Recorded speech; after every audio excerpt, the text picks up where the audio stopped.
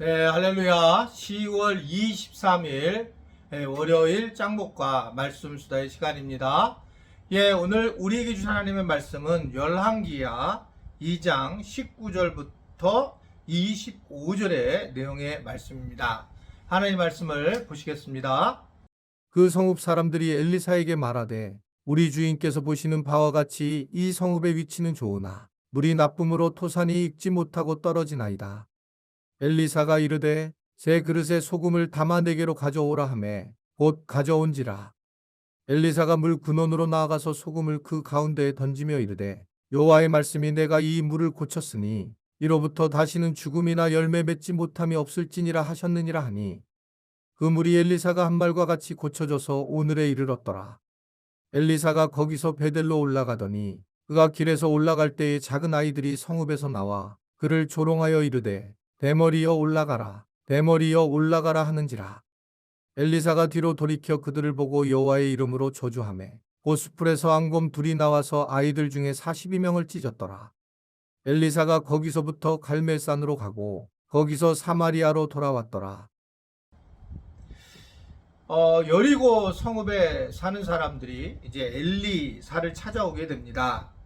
그것은 이제 수질이 나빠서 좋은 열매를 맺지 못한다라고 하는 이야기입니다. 사실은 그 이스라엘에 방문을 해서 그 여리고 성을 가게 되면 그 유적지 옆에 정말 좋은 물들이 많이 나오는 곳이 있습니다. 그 전례로 의하면 거기서 이제 이 엘리사가 제대로 먹을 물을 만들었다라고 얘기할 정도로 물이 막 스프링, 즉 그 샘솟는 것은 아주 굉장히 좋은 물이 나오는 것이 바로 옆에 있어요. 아마 그런 이유로 이러한 이야기가 나온 것 같습니다.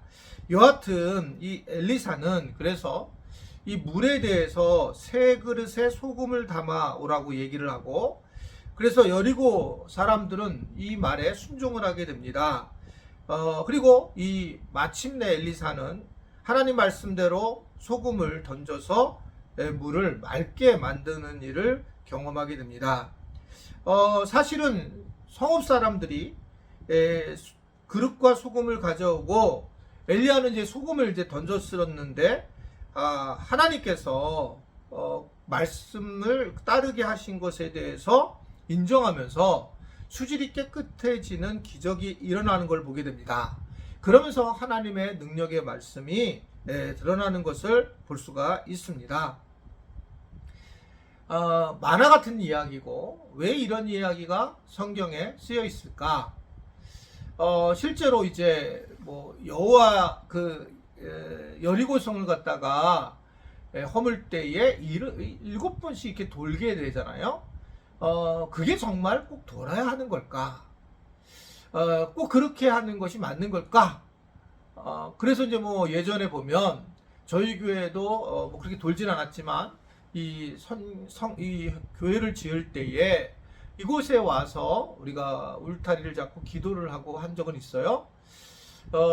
그런데 뭐 또 어떤 교회는 이사갈 교회 부지에 7번씩 정말 도는 그런 또 교회들이 있다고 그렇게 얘기를 합니다. 사실 어떻게 보면 약간 비난할 수밖에 없는 상황이고 현실적으로 맞지 않는 것을 보게 되는데 예전에도 왜 이렇게 엘리사 때 이러한 모습으로 하나님은 말씀을 하셨을까? 지금 와서 보게 되면 우리가 이 과정들이 되게 중요하잖아요. 말도 안 되는 이야기란 말입니다. 소금을 뭐 치라고 하는 것, 가져오라고 하는 것, 이게 뭐 될 거냐라고 생각하는데, 그러면서 하나님께서 말씀하신 것조차도 무시할 수 있는 상황이 된다는 겁니다. 여기서 우리는 분명히 알 수 있는 것은 하나님 말씀 자체가 굉장히 상식적이지 못할 때가 많이 있다는 겁니다. 사실은 우리가 하나님 말씀을 순종한다는 얘기는 내가 이해되지 못하는 것 때 순종이 되는 거지, 내가 이해가 되는 것은 순종하는 게 아니죠. 그래서 때로는 내가 할 수 없는 일을 하나님께서 하시게 하고, 또 어떨 때는 약간 이상한 모습으로 보이는 거죠. 예레미야 선지자도 좌우로 뭐 흘리게 하고 인분을 먹게 하고, 그래서 하나님이 보시기, 하나님이 그렇게 명령하기 때문에 사람들이 보기에는 그것을 때 광인으로 이렇게 볼 수밖에 없는 상황으로 만들었지만, 사람이 중요한 게 아니라 일단은 하나님이 말씀하신 것을 그대로 순종하는 모습이 굉장히 중요하다라고 하는 것을 생각해 볼 수가 있습니다. 즉, 우리가 때로는 말이 안 되는 이야기가 성경에 나오지만 이런 것들이 대체적으로 순종하는 의미로 아주 강력하게 말씀을 하는 거예요.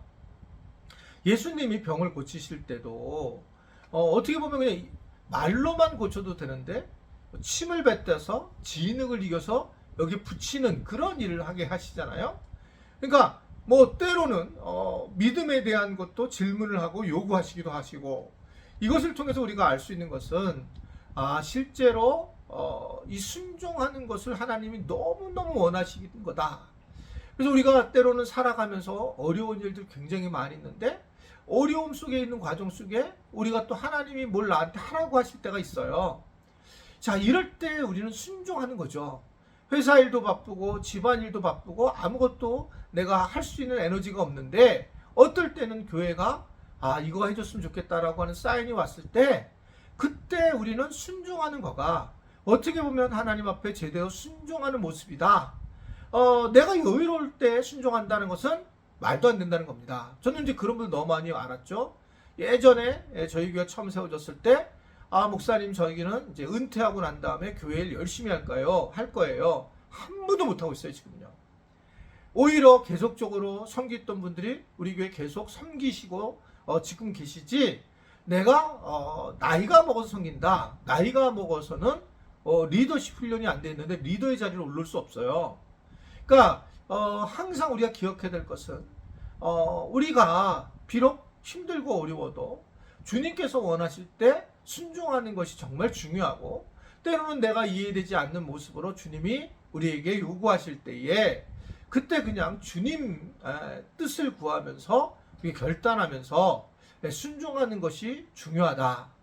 올해도 여러분들이 많은 일들을 이제 교회에서 요구받을 텐데 순종을 꼭 기억하십시오. 내 상황과 환경을 또 생각하고, 또 어떻게 보면 이성적인 판단을 하는 것이 아니라 순종하는 것이 하나님 앞에 우리가 여러 환경이 어려울 때 순종해야 되는 거구나 라는 것을 깨달으면서 그러한 삶을 살아갈 수 있는 우리 지체들이 될 수 있게 되기를 바랍니다. 기도하겠습니다. 오늘도 우리가 말씀 속에서 다시 한번 순종의 큰 의미를 깨닫게 하신 것 감사합니다. 주님, 때로는 내가 너무 고통스럽고 어렵지만, 그러나 주님이 원하실 때에 순종함으로 우리가 정말 하나님을 두려워한다고 하는 것을 고백하는 그런 믿음의 사람들이 되도록 도와주옵소서. 예수님의 이름으로 기도드리옵나이다. 아멘.